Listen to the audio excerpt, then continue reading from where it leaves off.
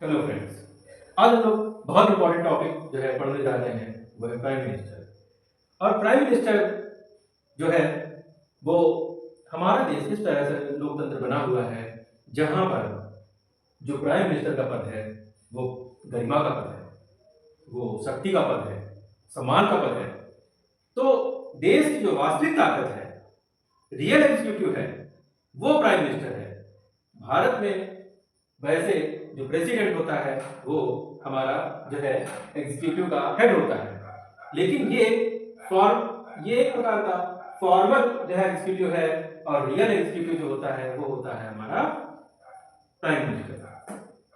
तो prime minister को appoint किया जाता है तो जब हमारे लोकसभा के चुनाव होते हैं तो लोकसभा के चुनाव में जिस पार्टी को बहुमत मिलता है उस पार्टी का जो नेता होता है, जो लीडर होता है, उसको जो है प्रधानमंत्री बनाया जाता है, और प्रधानमंत्री राष्ट्रपति के द्वारा जो है वो अपॉइंट किया जाता है। इसको अपॉइंट किया जाता है प्रेसिडेंट के द्वारा, और ये होता है लीडर मेजॉरिटी पार्टी का।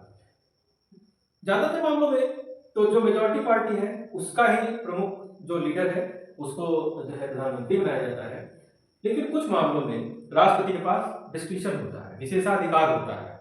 ये विशेषाधिकार कुछ इमरजेंसी सिचुएशन में होता है। जैसे मान लीजिए कि एक पार्टी है जिसने अपना अपना जो है मेजॉरिटी खो दी है, उसके पास से कुछ मेंबर जो है उसकी पार्टी के कुछ मेंबर किसी दूसरी पार्टी में जाके या तो मिल गए हैं, और जो सरकार थी वो अल्पमत में आ गई। ऐसे मामले में या दूसरा होता है कि मान लीजिए कि प्रधानमंत्री का किसी प्रकार से डेथ हो जाती है, तो ऐसे मामले में भी जो है प्रधानमंत्री जो राष्ट्रपति होता है उसके पास ये विशेषाधिकार होता है कि किसको बुलाकर शपथ दिलाई जाएगी।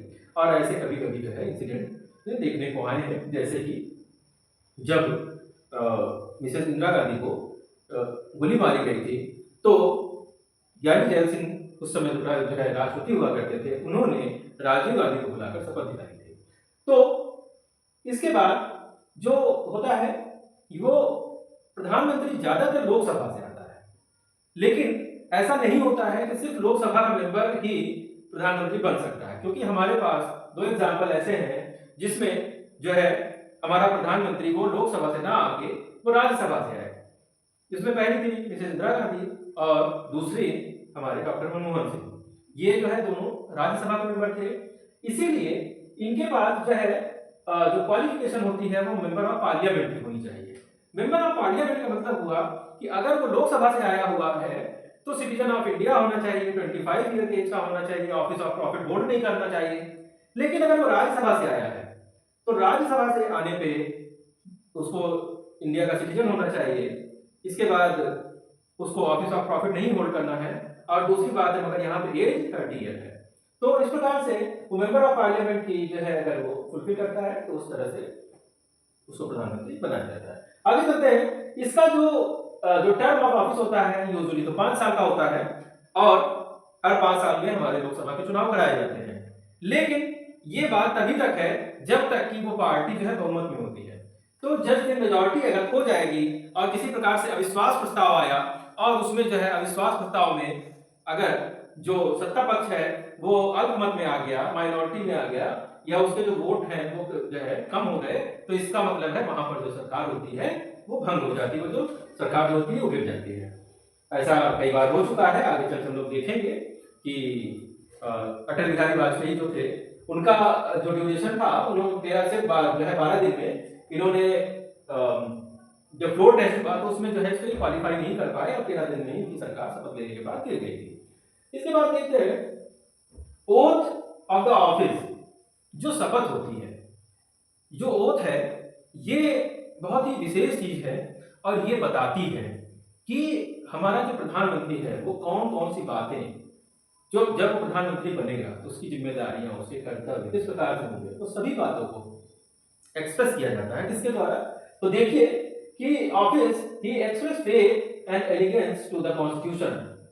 तो जो प्रधानमंत्री है उसका भरोसा होना चाहिए और उसका विश्वास, उसकी निष्ठा होनी चाहिए किस पर? संविधान पर। साथ ही undertake to uphold the sovereignty, और वो साथ साथ रखेगा, संप्रभुता को बनाए रखेगा, इंटीग्रिटी ऑफ इंडिया, भारत को जो है अखंड रखेगा, और जो है ये अपनी जो ड्यूटी डिस्चार्ज करेगा वो संविधानों के प्रावधान के अनुरूप करेगा, और साथ ही साथ लॉ से एबिड होकर काम करेगा, लॉ से बन के काम करेगा, बिना किसी डर, भय, बिना किसी पक्षपात के, या बिना किसी गलत इरादे या गलत नियत से काम करेगा। ये जो है प्रधानमंत्री की शपथ होती है। तो वो देश के नागरिकों के लिए एक बराबर, एक समान, सभी को कानून के हिसाब से जो है काम करता हुआ काम करेगा। साथ ही साथ जो प्रधानमंत्री है फर्स्ट अमंग इक्वल्स, इसका मतलब होता है कि जो भी चुने गए मंत्री हैं या जो भी चुने गए नेता हैं लोकसभा के या राज्यसभा के, उनमें वो सभी बराबर हैं, मगर जो प्रधानमंत्री है वो उन सबका लीडर है, वो उन सबका जो है उनमें सब में फर्स्ट है, इसलिए कहा जाता है फर्स्ट अमंग इक्वल्स। भारत की व्यवस्था इस प्रकार से है कि प्रेसिडेंट जो है वो अपॉइंट करता है प्रधानमंत्री को, मेजॉरिटी पार्टी का होता है, पार्टी बताती है कि हमारा नेता कौन होगा और किसको जो है शपथ दिलानी है, हमारे पास कितने बुक है, कितने मेंबर्स हैं, ये सारी चीजें होती हैं, और उसको जो है राष्ट्रपति शपथ दिला देता है। लेकिन अगर पूछा जाए तो सही बात यह है कि जो प्राइम मिनिस्टर है वो राष्ट्रपति अपॉइंट करता है। क्यों? क्योंकि जब प्रेसिडेंट अपॉइंट प्राइम मिनिस्टर, लेकिन इन प्रैक्टिस होता क्या है कि it is the prime minister who choose the president. तो प्राइम मिनिस्टर है जो कि राष्ट्रपति बनाता है। कैसे बनाता है? देखिए, जो प्रधानमंत्री है उसके पास मेजॉरिटी है और उसके लोग जो है लोकसभा में सबसे ज्यादा, इसके बाद राज्यसभा में भी होते हैं। तो जब राष्ट्रपति का चुनाव होगा तो जो सत्ता पक्ष होगा या जो जिसको प्रधानमंत्री चाहता है उसको जो है राष्ट्रपति जो है चुना जाता है। ज्यादातर केस में यही होता है। एक बार खाली ऐसा हुआ है कि सत्ता पक्ष के से अलग जो है कोई जो है नेता जीता हो। ज्यादातर मामलों में जो है प्रधानमंत्री ही चूज करते हैं राष्ट्रपति को। अगला है कि जो प्रधानमंत्री है उसके पास विशेषाधिकार है किसको चुनने का? अपॉइंट और डिसमिस मिनिस्टर्स। मिनिस्टर्स को चुनने के लिए वो किसको मिनिस्टर बनाना चाहता है उसके लिए उसके जो प्रधानमंत्री वो पूरी तरह से फ्री है, उसको कोई नहीं रोक सकता, ये उसके विशेषाधिकार है। वो उसको हटा भी सकता है, ये भी उसके विशेषाधिकार है। इवन ये समझिए कि कोई व्यक्ति है जो कि सदन में नहीं है, वो एमपी नहीं है, वो एमएलए नहीं है, या वो राज्यसभा लोकसभा का मेंबर नहीं है, और उसको प्रधानमंत्री चाहता है कि उसको मंत्री बनाया जाए, तो वो क्या करेगा? वो उसको पहले जो है मंत्री पद की शपथ दिला देगा और बाद में वो किसी भी जगह से चुनाव लड़के राज्यसभा से या लोकसभा से किसी वैकेंट सीट पे उपचुनाव के द्वारा वो जो है वहां पे जो है जीत के आ जाएगा। तो इसका मतलब है कि बाद में वो मेंबर ऑफ पार्लियामेंट होगा, लेकिन उसको जो है मंत्री पहले बना दिया जाएगा। अगर वो क्रॉस करके वो जो है सफल हो जाता है तो मंत्री बना रहेगा। अगर मान लीजिए कि वो नहीं चुन के आ पाया तो उसको वो फिर मंत्री पद से इस्तीफा दे देगा। अगला देखते हैं पावर्स ऑफ पीएम। जो प्रधानमंत्री है वो क्या क्या काम करता है? तो प्रधानमंत्री जो है वो आप इस तरह से समझिए कि जो हमारे नवग्रह हैं वो जिस तरह से सूर्य के चारों तरफ चक्कर लगा रहे हैं, ठीक उसी प्रकार से ये जो सूर्य है प्रधानमंत्री है, और जो मंत्रालय है वो सारा का सारा मंत्रालय जो है जो प्रधानमंत्री है उसके इर्द गिर्द चक्कर काट रहा है। तो चीफ एडवाइजर ऑफ प्रेसिडेंट है, तो जो प्रधानमंत्री है उसका काम ये होता है कि वो जो भी फैसले हो रहे हैं लेजिस्लेटिव या कोई प्रशासनिक सुधार हो रहा है, इन सभी मामलों की अपडेट जो है राष्ट्रपति को देते हैं। साथ ही साथ अगर किसी मुद्दे पर राष्ट्रपति ने सलाह मांगी है तो उसको जो है एडवाइस करने का काम भी प्रेसिडेंट का होता है। और इसके साथ साथ जो प्रधानमंत्री है वो है chairman of the council of minister. अब ये काउंसिल ऑफ मिनिस्टर क्या है? तो प्रधानमंत्री क्या करते हैं, प्राइम मिनिस्टर जो है अपॉइंट करते हैं बहुत सारे मिनिस्टर्स को। ये मिनिस्टर्स अलग अलग विषयों के होते हैं, रेलवे मंत्री, वित्त मंत्री, फाइनेंस, डिफेंस, अलग अलग तरह के मंत्रालय होते हैं। इन मंत्रालयों के जो है मंत्री होते हैं, ये मिलके हमारे बनाते हैं, वो होता है cabinet of minister, council of minister. तो काउंसिल ऑफ मिनिस्टर का जो चेयरपर्सन है, जो अध्यक्ष है, वो हमारे प्रधानमंत्री होते हैं। साथ ही साथ ये जो प्रधानमंत्री हैं, वो कोऑर्डिनेशन ऑफ एडमिनिस्ट्रेशन। तो कोऑर्डिनेशन ऑफ एडमिनिस्ट्रेशन का मतलब है कि भिन्न भिन्न मंत्रालय अलग अलग तरह के काम कार्य कर रहे होंगे, लेकिन उनको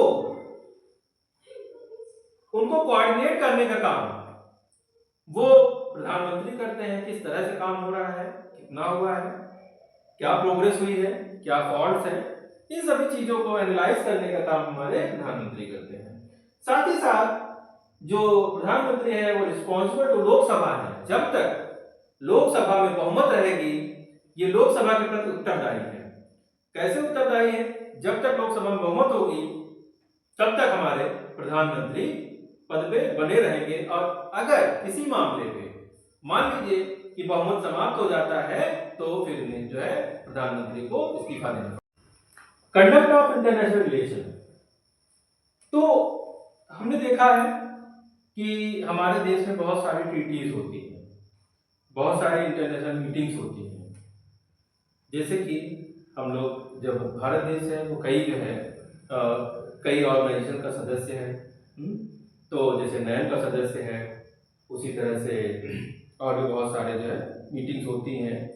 तो G20 का मेंबर है, कई जगह पे गेस्ट मेंबर है, यूएन, और इसके अलावा जो है UNDP और इन सभी का जो है सदस्य है। तो जहाँ जहाँ पर भी जो सदस्य होती है, अगर कहीं की मीटिंग होती है, तो वहाँ पे अध्यक्षता जो है ज़्यादातर जो है वो हमारे प्रधानमंत्री करते हैं। साथ ही साथ अपने संबंधों को, भारत के जो संबंध हैं उनको बेहतर बनाने का जो काम होता है वो प्रधानमंत्री का होता है। तो प्रधानमंत्री इंटरनेशनल रिलेशन बनाने के लिए रिस्पॉन्सिबल होते हैं। और जिस प्रकार से जो प्रधानमंत्री होते हैं, उनके नेतृत्व पर, उनके लीडरशिप पर ये डिपेंड करता है कि हमारे जो रिश्ते हैं वो बाकी देशों के साथ किस तरह से होंगे, वो मजबूत होंगे या वो कमजोर होंगे। अगली बात है पावर ऑफ पैट्रोनेज। तो जो प्रधानमंत्री है उनके पास बहुत सारी शक्तियां हैं, बहुत सारे जो है मंत्री बनाने के अलावा भी बहुत सारे पद होते हैं जिनका आवंटन जो होता है वो प्रधानमंत्री ही करते हैं। जैसे कि कई सारे मीटिंग हो, जैसे कि चुनाव आयोग के मेंबर को चुनना, या और बहुत सारी जो कमेटीज होती हैं उनके मेंबर्स को चुनने का जो काम होता है, उसमें जो अध्यक्षता करते हैं वो हमारे प्रधानमंत्री करते हैं। या तो भ्रष्टाचार के ऊपर जो बनाई गई जो लोकपाल समिति है, इन सभी की जो अध्यक्षता होती है। और साथ ही साथ जो हमारा 5 ईयर प्लान जो पहले हुआ करता था, जो कि बाद में विजन डॉक्यूमेंट बना, तो उसकी भी अध्यक्षता जो है वो हमारे प्रधानमंत्री ही करते हैं।